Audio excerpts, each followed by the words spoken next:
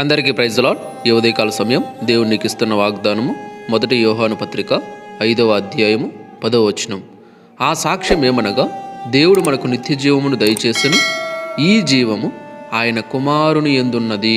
ఇక్కడ వాక్యం ద్వారా దేవుడు ఏం చెప్తున్నాడంటే, దేవుని కుమారుని యందు విశ్వాసం ఉంచేవాడు తనలోనే ఈ సాక్ష్యము కలిగి ఉన్నాడనమాట.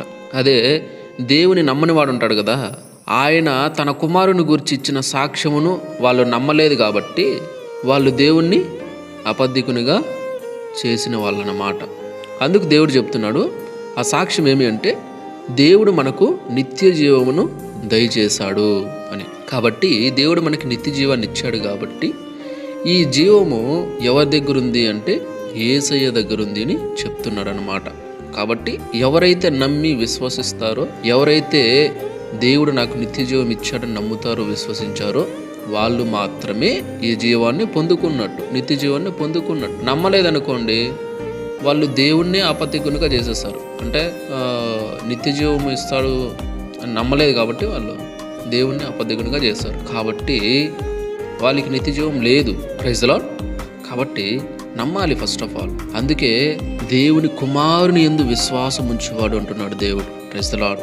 కాబట్టి ఎవరైతే దేవుని నమ్ముతారో, ఎవరైతే విశ్వసిస్తారో, ఆయన యొద్దకు ఎవరైతే వస్తారో, ఆయనే నిజమైన దేవుడు, సృష్టికర్త అని తెలుసుకుంటారో, వాళ్ళు మాత్రమే నిత్య జీవానికి అర్హులవుతారన్నమాట. నిత్య జీవము పొందుకుంటారన్నమాట. లేకపోతే నిత్య జీవం పొందుకోలేరు. Praise the lord. దేవుడు ఉన్నాడు అని నమ్ముతారు, ఆ దేవుడు యేసయ్య మాత్రం కాదు అని నమ్ముతారు. అట్లయితే నిత్య జీవం పొందుకోలేరు. Praise the Lord. కాబట్టి నమ్మాలి. ఆయనే మన కొరకు భూమి మీదకి సమస్తాన్ని విడిచిపెట్టి వచ్చి రక్తాన్ని చిందించాడు, ప్రాణాన్ని పెట్టాడు. Praise the Lord. ఆయన ప్రాణం పెట్టి రక్తాన్ని మన కోసం ఇచ్చాడు కదా, ఆ రక్తాన్ని వెలగాబెట్టి మనల్ని కొనుక్కున్నాడు కదా, మనకి నిత్య జీవాన్ని ఇచ్చాడు కదా. మరి మనం నమ్మాలి ఆ విషయాన్ని.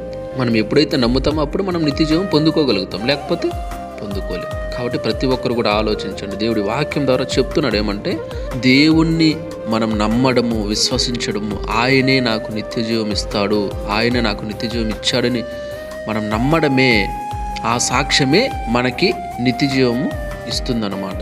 ఏ సాక్ష్యం అంటే యేసయ్య నిజదేవుడు అని నమ్మడం. Praise the Lord.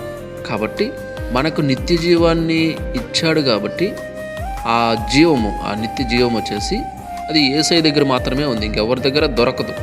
ఆయన మాత్రమే నిత్య జీవాన్ని ఇవ్వగలడు, ఇంకెవరు ఇవ్వలేరు.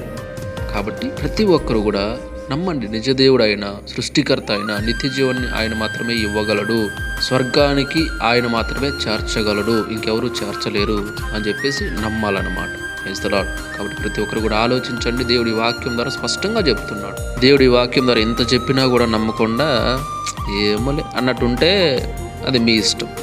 Praise the Lord. కాబట్టి ప్రతి ఒక్కరు కూడా ఆలోచించండి. రండి ప్రార్థన చేసుకుందాం. మహాపరిశుద్ధుడ, మహోన్నతర, సర్వాధికారి స్తోత్రాలు, వందనాలు చెల్లించుకుంటున్నాం తండ్రి.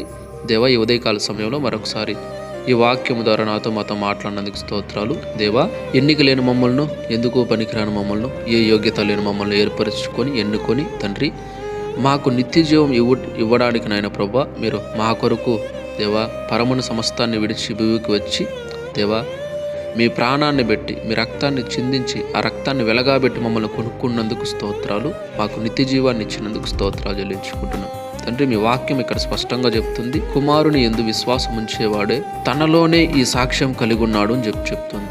ఏమనంటే, దేవుడు నాకు నిత్య జీవాన్ని ఇస్తాడు, ఆయన నన్ను నరకాని నుండి తప్పించి నిత్య జీవానికి చేర్చాడు అని దేవా మీరైతే స్పష్టంగా ఇక్కడ చెప్తున్నారనమాట. అందుని బట్టి కృతజ్ఞతలు.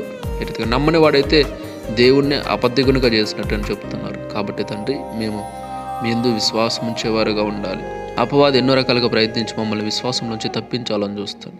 ఆ రీతిగా మేము తప్పిపోకుండా మమ్మల్ని రక్షించి కృపను చూపమని దేవా, ఇంకా ఎంతమంది అయితే ఈ మాటలు నమ్మకుండా ఉన్నారో వారందరూ కూడా యేసయ్యా వారి కళ్ళు తెరవబడి వారు కూడా నమ్మి విశ్వసించేలాగున సహాయం చేయమని, ప్రతి ఒక్కరూ నిత్య జీవం పొందుకున్నటకు కృపలు చూపమని ప్రార్థిస్తూ మీకే వందనాలు, స్తోత్రాలు చెల్లించుకుంటూ ఈ వాక్యాన్ని ఎంతమంది అయితే చూస్తున్నారు, వింటున్నారు, షేర్ చేస్తున్నారు, పేరు పేరు అందరినీ జ్ఞాపకం చేసుకోమని, దీవించమని, ఆశీర్వదించమని, సహాయం చేయమని యేసయ్య అతి పరిశుద్ధ నామములో ప్రార్థించి స్తుతించి వేడుకుంటున్నాను తండ్రి.